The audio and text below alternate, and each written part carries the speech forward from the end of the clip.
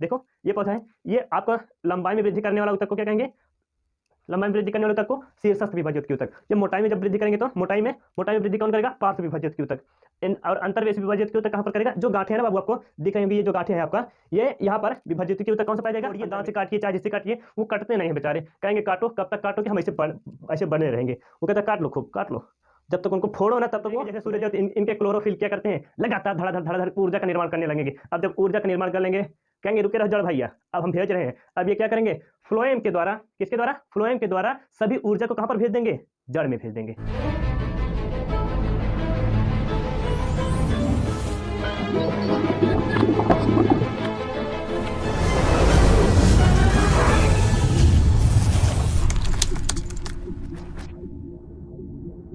जय हिंद फ्रेंड्स, हमारे YouTube channel PSS classes में एक बार फिर से स्वागत है आपका। आज हम आपके लिए जो वीडियो लेकर आए हैं वो है पादप ऊतक। पादप ऊतक, इसके पहले वाला वीडियो लेकर आए थे हम जंतु ऊतक पर। यदि आपने उस वीडियो को नहीं देखा है तो कमेंट बॉक्स और डिस्क्रिप्शन बॉक्स में उसका लिंक मिल जाएगा, आप वहाँ से जाकर देख सकते हैं। हम चलिए वीडियो पर आते हैं, पादप ऊतक को समझ लेते हैं। बाबू ध्यान देना कि पादप ऊतक मुख्यतः दो प्रकार के होते हैं। कौन कौन से? कितने प्रकार के? दो प्रकार के होते हैं। पहला प्रकार हो जाता है जिसमें विभाजन की क्रिया लगातार होती रहती है, एक प्रकार वो हो गया।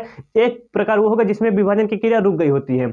दो ऊतक होते हैं, एक जिसमें विभाजन की क्रिया लगातार होती रहती है, एक वो होता है जिसमें विभाजन की क्रिया रुक गई होती है। विभाजन की क्रिया होने का मतलब यह है कि उनके लंबाई में वृद्धि होगी, मोटाई में वृद्धि होगी, ये क्रिया होगी। और जो जिसमें विभाजन की क्रिया रुक जाती है, उनके सिर्फ और सिर्फ न तो किसी में विभाजन होगा, न तो लंबाई में, न तो मोटाई में, क्या करेंगे? वो सिर्फ पादपों को सहारा प्रदान करने का काम करते हैं। ये तो ऊपर से था इंटरफेस। अभी हम चलिए हम टॉपिक पर आते हैं, ध्यान देना।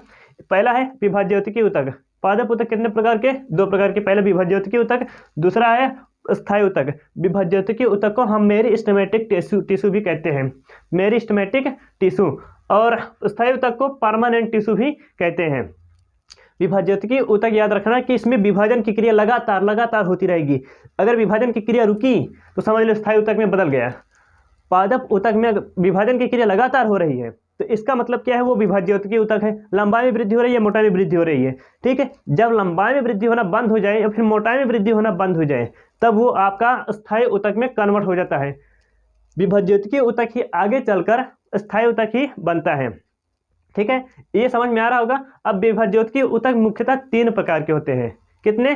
तीन प्रकार के होते हैं। पहला विभाज्योतिकी ऊतक है शीर्षस्थ, अंतर्वेशी, पार्श्व।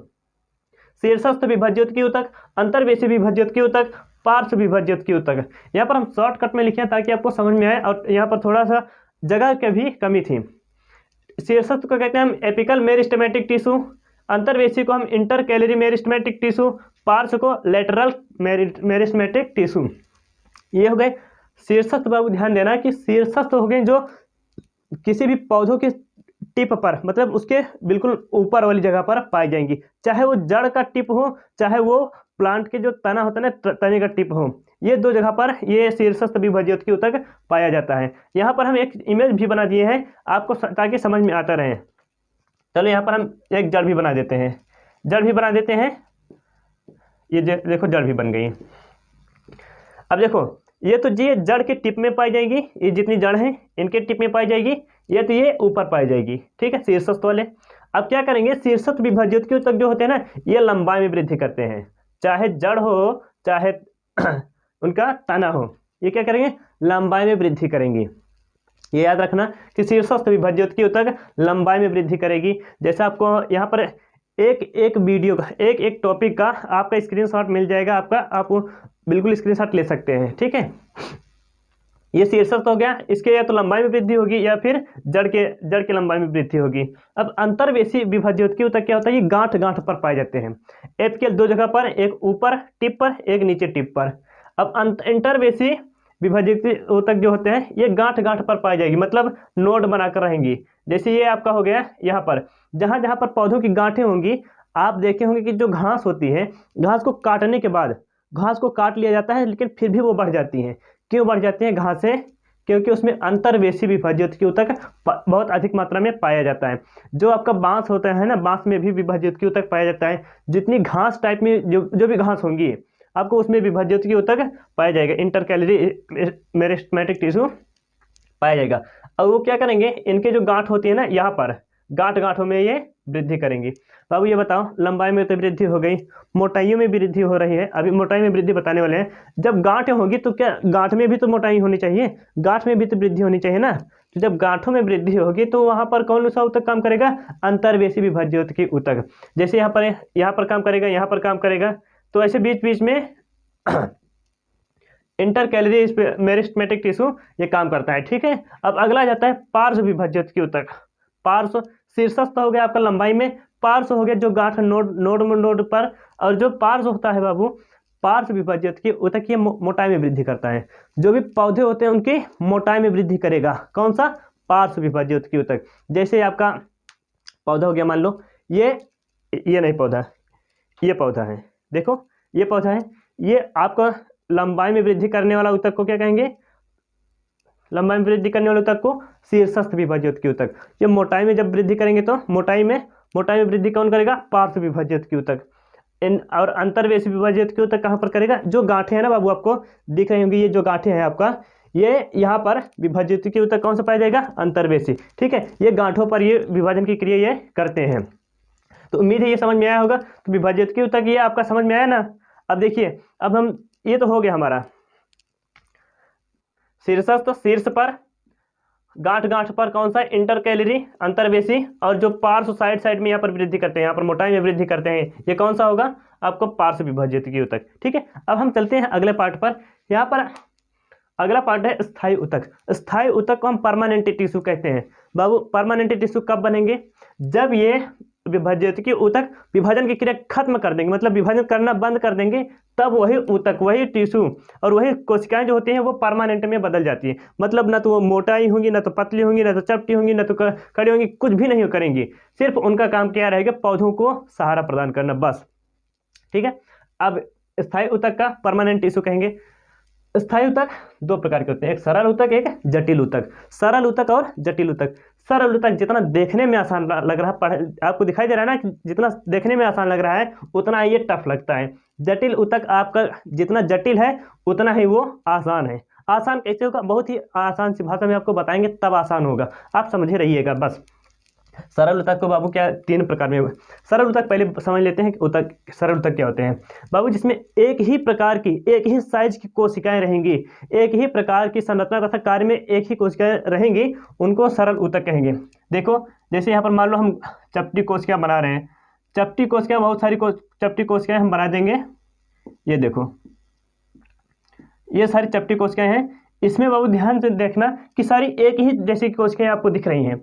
तो ये सारी जो एक ही जैसी कोशिकाएं दिख रही हैं, ये आपका सरल ऊतक है। वो चाहे गोला में रहें, और चाहे चौकोर में रहें, ये सब सरल ऊतक हैं आपके। ठीक है, सरल ऊतक कौन से हैं? जिसमें एक ही प्रकार की कोशिका पाई जाएगी, वो आपका सरल ऊतक है। और जटिल ऊतक के कौन से हैं? अगर इन तीनों को हम मिक्स कर देंगे, इन तीनों कोशिकाओं को, जैसे ये आपका चपटी कोशिका हो गई, ये गोला हो गई, ये चौकोर हो गई, इन सभी कोशिकाओं को हम मिक्स कर देंगे, तब आपका वो जटिल ऊतक बन जाएगा। ठीक है, जटिल ऊतक में एक से अधिक ऊतक पाए जाते हैं। जटिल ऊतक में एक से अधिक ऊतक पाए जाते हैं, ये याद रखना बस। सरल ऊतक को हम सिंपल टिश्यू या फिर साधारण ऊतक भी कहते हैं। सरल ऊतक को सिंपल टिश्यू या फिर साधारण ऊतक भी कहते हैं। अब सरल ऊतक जो होते हैं वो तीन प्रकार के होते हैं। कितने? मेनली तीन प्रकार के।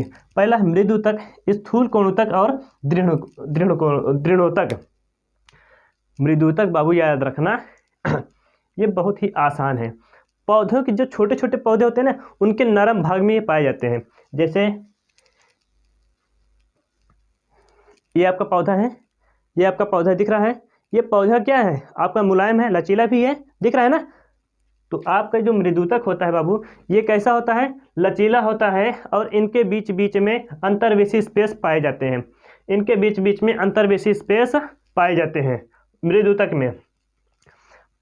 दतून देखे हैं आप लोग? दतून अच्छे से देखे होंगे और किए भी होंगे। देखिए बाबू, जो दतून होती है उसकी खाल को हम आराम से निकोल सकते हैं, आराम से उसको निकोल सकते हैं, और जब चाहे खोल भी सकते हैं। लेकिन जब यही मृदुतक थोड़ा सा मोटाई में बढ़ जाएगा, जैसे जो नीम की दतून होती है ना, पतली होती है पहले, कुछ महीनों बाद देखेंगे, कुछ साल बाद देखेंगे वो मोटी हो जाएगी। हाँ, उनमें स्थूलन आ जाएगा।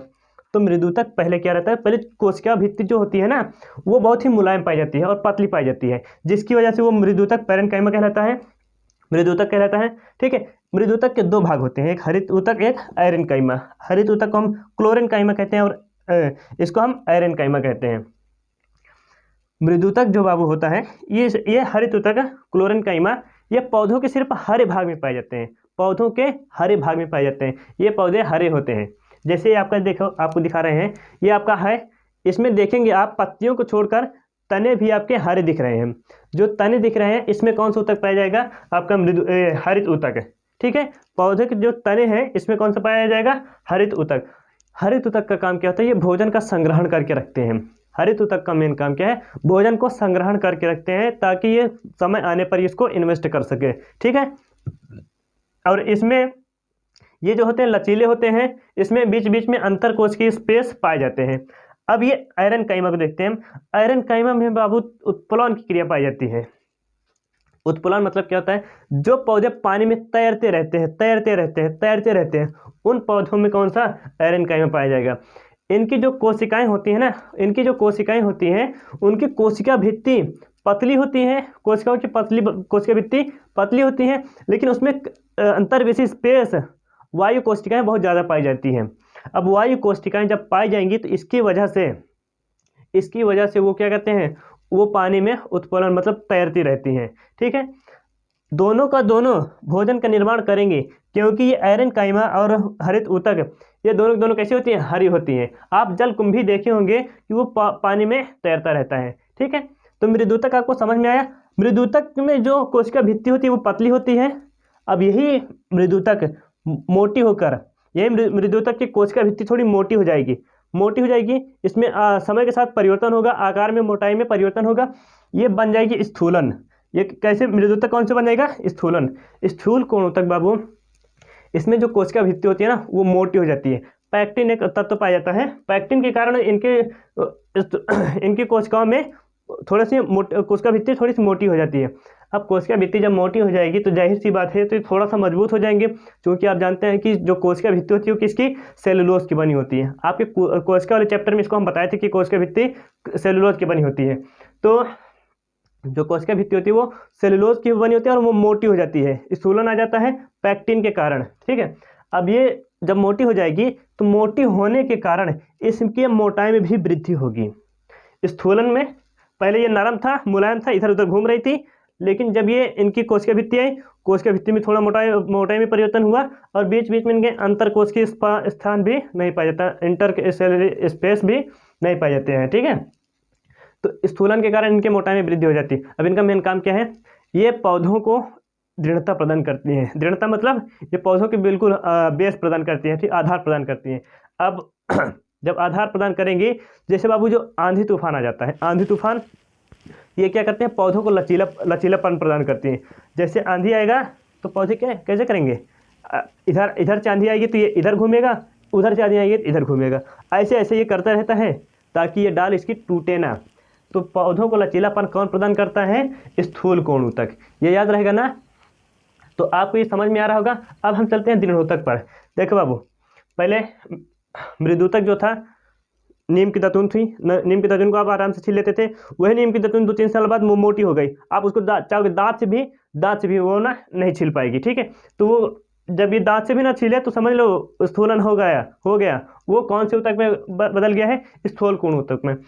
अब ये स्थूल कोण ऊतक कुछ समय पश्चात मतलब कुछ साल बाद ये दृढ़ोतक में बदल जाता है, कुछ समय बाद दृढ़ोतक में बदल जाता है। ये याद रखना कि इन दोनों की जो कोशिकाएं होती हैं वो जीवित होती हैं, स्थूल कोणोतक और मृदुतक की कोशिकाएं जीवित होती हैं, लेकिन जो दृढ़ोतक होता है उनकी कोशिकाएं मृत होती हैं, मर गई होती हैं। ठीक है, उसमें कोशिका द्रव्य जीव द्रव्य नहीं पाया जाता है। जो जीव द्रव्य दृढ़ोतक होता है, दृढ़ोतक का मेन काम क्या है कि पौधों को कठोरता प्रदान करना, बाहरी आघात से सुरक्षा प्रदान करना। जो बाहरी, जैसे कोई आशिक लोग होते हैं मैडम से बतलाने के लिए ऐसे चले जाते हैं, बतलाते रहते हैं और वो पौधों को लात मारते रहेंगे, इधर उधर लात मारते हैं ना, तो उनकी सुरक्षा कौन करता है, बेचारा दृढ़ोतक ही उनको सहता रहता है।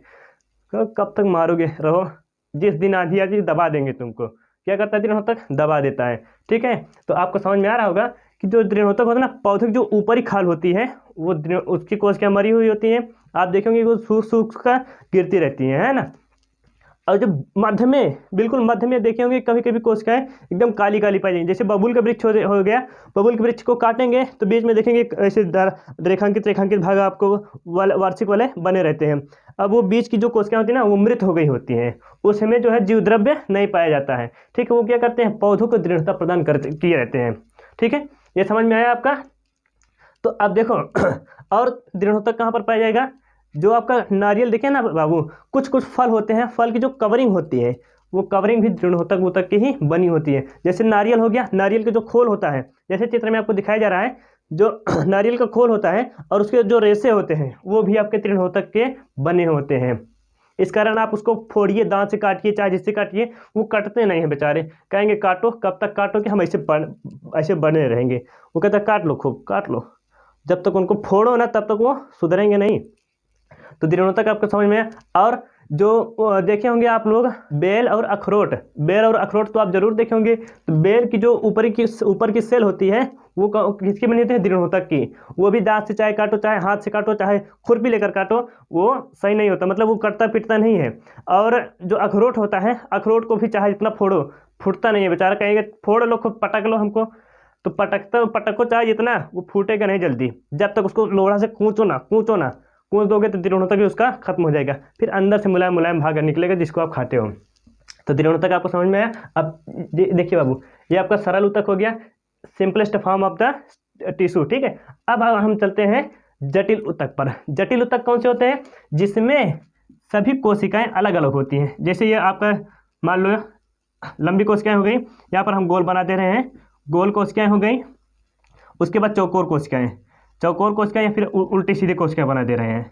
ठीक है, तो ये कोशिकाएं जो आपकी बन रही हैं बाबू, ये जो ऊतक बनाएंगे, ये सारी कोशिकाएं मिलकर जो ऊतक बनाएंगे, ये आपका जटिल ऊतक होगा। ये आपका जटिल ऊतक होगा, क्योंकि इसमें कई सारी कोशिकाओं का कॉम्प्लेक्स फॉर्म है। ठीक है, जटिल फॉर्म है, इसलिए ये आपका जटिल ऊतक का निर्माण करता है। जटिल ऊतक में एक से अधिक कोशिकाएं मिलकर संवहन बंडल का निर्माण करती हैं। किसका, संवहन बंडल का निर्माण करती हैं। एक से अधिक ऊतक मिल जाएंगे तो वो संवहन बंडल का निर्माण करेगी। अब ये संवहन बंडल दो प्रकार के होंगे, या तो एक जाइलम होगा या तो फ्लोएम होगा। जाइलम ऊतक या फिर फ्लोएम ऊतक। जाइलम ऊतक का काम बहुत ही आसान है। ये पौधों से क्या करते हैं, जल को खींचते हैं, पौधों को जल से, जमीन से क्या करते हैं, जल को खींचकर पौधों के समस्त भागों तक पहुंचाएंगे। अब जल किससे खींचेंगे, देखो आपको दिखा रहे हैं, जल दिख रही है आपको, बेचारे पौधे बहुत मेहनत करते हैं, इनके जैसा मेहनत इंसान नहीं कर पाता। इंसान तो क्या है, इनको नोच नोच कर खा जाते हैं, लेकिन जो पौधे होते हैं ना बेचारे खुद से अपना भोजन का निर्माण करते हैं, किसी के ऊपर डिपेंड नहीं रहते हैं, इसलिए स्वपोषी कहलाते हैं। अब ये देखो, जो आपकी जड़ हो गई ना बाबू, ये जड़ क्या करते हैं, जड़ में आपको छोटे छोटे आपको हेयर लाइक संरचना दिख रही होगी, इसको हम मूल रोम कहते हैं, मतलब जड़ के रोए कहते हैं। ठीक है, अब ये मूल रोम जो होते हैं ना, ये पृथ्वी से जल को खींचती हैं। इसमें छोटे छोटे चूसक बने होते हैं, छोटे छोटे छिद्र पाए जाते हैं, वो छिद्र आपके जाइलम ऊतक के ही बने होते हैं।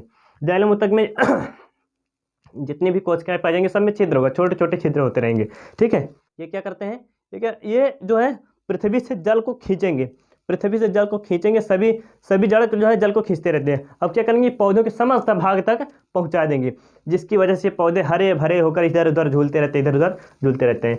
तो जाइलम का काम आपका समझ में आया। ये जाइलम ऊतक कहाँ पर पाए जाते हैं, पौधों के समस्त भाग में पाए जाएंगे। जहाँ तक आपका जल जाएगा वहाँ तक आपका जाइलम पाया जाएगा, ये याद रखना।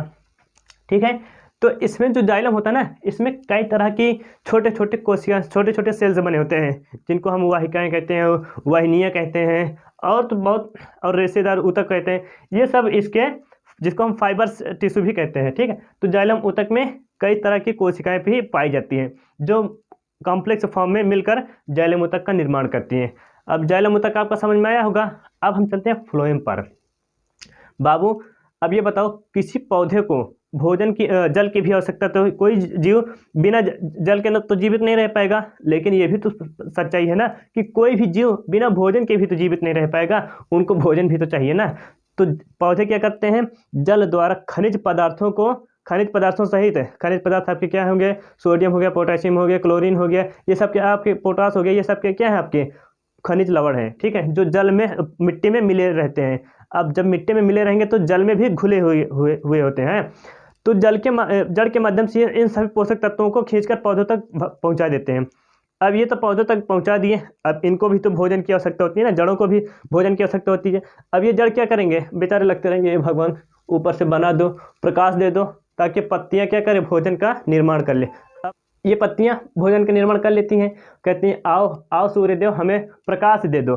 प्रकाश देंगे जैसे सूर्यदेव, तो इनके क्लोरोफिल क्या करते हैं, लगातार धड़ाधड़ ऊर्जा का निर्माण करने लगेंगे। अब जब ऊर्जा का निर्माण कर लेंगे, कहेंगे रुके रहो जड़ भैया, अब हम भेज रहे हैं। अब ये क्या करेंगे, फ्लोएम के द्वारा, किसके द्वारा, फ्लोएम के द्वारा सभी ऊर्जा को कहाँ पर भेज देंगे, जड़ में भेज देंगे। समझ में आ रहा है ना, कि फ्लोएम क्या करेगा, ऊर्जा जितने भी पदार्थ का निर्माण होगा, पत्तियों द्वारा भोज्य पदार्थ का निर्माण होगा, वो क्या करेंगे, जड़ में भेजेंगे और पौधों के समस्त भाग में पहुंचा देंगे। फ्लोएम ही पहुंचाता है पौधों के समस्त भाग में। तो पौधों में, फ्लोएम में भी वाहिनियाँ, वाहिकाएं और फाइबर्स, ये सब टिश्यू पाए जाते हैं, ठीक है। तो ये आपका समझ में आ रहा होगा कि फ्लोएम क्या है, जाइलम क्या है और फ्लोएम क्या है, ठीक है। उम्मीद है कि ये वीडियो आपको पसंद आई होगी बाबू। अब हम इसी के साथ कुछ फैक्ट हैं हमारे ऊतक तत्व, ऊतक के जो है पादप ऊतक के कुछ फैक्ट हैं, उन फैक्टों को भी हम आपको बताएंगे। बस ये इसका आप स्क्रीनशॉट ले लीजिए, फिर हम चलते हैं नेक्स्ट पार्ट पर, जिसमें आपका कुछ ना कुछ आपका इंटरफेस देंगे। इंटरफेस में जो भी पादप ऊतक के जितने भी फैक्ट बन सकते हैं, उन सारे फैक्टों को हम इसमें इन्वॉल्व किए हैं। आप इसका स्क्रीनशॉट ले लीजिए, फिर हम चलते हैं नेक्स्ट पार्ट पर, ठीक है। देखिए बाबू, अब बाबू आप ध्यान देना, यहाँ पर जो पौधों की लंबाई होती है, पौधों की लंबाई में वृद्धि सिर्फ पौधों की विभाज्योतिकीय ऊतक ही करती है। लेकिन कौन सा, शीर्षस्थ विभाज्योतिकीय ऊतक लंबाई में वृद्धि करती है। अगला है, पौधों की लंबाई में वृद्धि को प्राथमिक वृद्धि कहते हैं। अगर लंबाई में वृद्धि हो रही है, ये पौधा है, ये पौधा है आपको दिख रहा है, अगर इसकी लंबाई में वृद्धि हो रही है, लंबाई में वृद्धि हो रही है, तो आपकी प्राथमिक वृद्धि कहलाएगी। लंबाई में वृद्धि को प्राथमिक वृद्धि कहलाएगी। लंबाई में वृद्धि करने वाले ऊतक को, लंबाई में वृद्धि करने वाले ऊतक को कौन से कहें, प्राथमिक ऊतक। अगर जिस ऊतक से लंबाई में वृद्धि हो रही है उसे प्राथमिक ऊतक कहते हैं। अगर लंबाई में वृद्धि हो रही तो प्राथमिक वृद्धि। अगला है, पौधों की मोटाई में वृद्धि सिर्फ पार्श्व विभाज्योतिकीय ऊतक ही करता है। पार्श्व मतलब जो पार्श्व में पाए, मोटाई में पाए जाते हैं ना, वो क्या करते हैं, सिर्फ मोटाई में वृद्धि करते हैं, पार्श्व विभाज्योतिकीय ऊतक, ठीक है। अगला है, पौधों की मोटाई में वृद्धि को, जो पौधों की मोटाई में वृद्धि होगी उस वृद्धि को हम द्वितीयक वृद्धि कहते हैं। प्राथमिक वृद्धि लंबाई में कहेंगे, द्वितीयक वृद्धि मोटाई में कहेंगे। अब द्वितीयक वृद्धि को जो भी ऊतक का वृद्धि करेगा, द्वितीयक वृद्धि में जो पार्श्व वृद्धि होती है, उस वृद्धि को जो ऊतक करेगा उसे द्वितीयक ऊतक कहते हैं, ठीक है। प्राथमिक ऊतक किसे कहते हैं, कि पौधों की लंबाई में जो ऊतक वृद्धि करेगा उसे प्राथमिक ऊतक, मोटाई में जो ऊतक वृद्धि करेगा उसे द्वितीयक ऊतक, ठीक है। अगला है, फ्लोएम ऊतक का निर्माण 4 कोशिकाओं से होता है। फ्लोएम ऊतक का निर्माण 4 कोशिकाओं से होता है। आपको बताए थे ना कि जो भी कॉम्प्लेक्स टिश्यू हैं, मतलब जटिल ऊतक हैं, उनका निर्माण कई कोशिकाओं से मिलकर होता है। यहाँ पर फ्लोएम के हैं जो 4 कोशिकाएं मिलकर निर्माण करती हैं, वो चालनी नलिका है, सह कोशिकाएं हैं, फ्लोएम मृद ऊतक है और फ्लोएम तंतु। ये 4 प्रकार की कोशिकाएं मिलकर फ्लोएम ऊतक का निर्माण करती हैं, ठीक है। तो उम्मीद है दोस्तों आपको ये वीडियो जरूर पसंद आई होगी। इसी के साथ हम मिलेंगे नए वीडियो में, कुछ तड़कता भड़कता लेकर आएंगे आप लोगों के लिए। तब तक के लिए हमें इजाजत दीजिए। जय हिंद, जय भारत।